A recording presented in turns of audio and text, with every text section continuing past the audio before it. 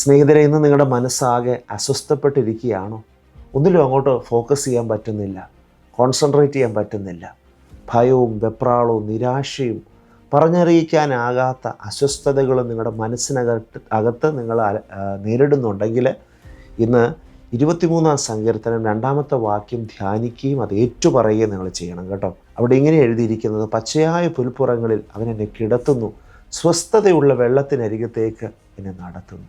നമ്മെ സ്വസ്ഥമായ അന്തരീക്ഷത്തിലേക്ക് നയിക്കുവാൻ പരിശുദ്ധാത്മാവിന് കഴിയും. ദൈവവചന ധ്യാനത്തിലൂടെ, പ്രാർത്ഥനയിലൂടെ, ദൈവശബ്ദം കേൾക്കുന്നതിലൂടെ നമ്മുടെ ഉള്ളത്തിൽ നമ്മൾ അനുഭവിക്കുന്ന എല്ലാ അസ്വസ്ഥതകളും അത് പൂർണ്ണമായി നീക്കപ്പെടും.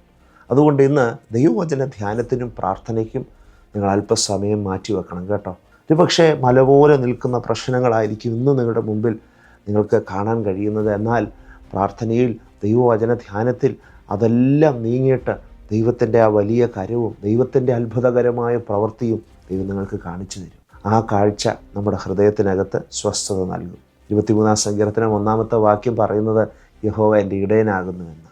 അപ്പം നല്ല ഇടയനായ യേശു കർത്താവ് നമ്മുടെ കൂടെ എപ്പോഴും നമ്മളെ കരം പിടിച്ച് നടത്തുന്ന ആ കാഴ്ച ഒന്ന് കണ്ടു നോക്കിയേ, മറ്റെല്ലാ ഭയവും മാറും കേട്ടോ, മറ്റെല്ലാ അസ്വസ്ഥതകളും മാറും. ഇന്ന് ഈ വചനത്തിലൂടെ പരിശുദ്ധാത്മാവ് നിങ്ങളെ ഉറപ്പിക്കട്ടെ, സ്വസ്ഥത നൽകട്ടെ എന്ന് പ്രാർത്ഥിച്ചുകൊണ്ട് എൻ്റെ ഈ ചുരുക്കം വാക്കുകളിലെ സന്ദേശം അവസാനിപ്പിക്കുകയാണ്.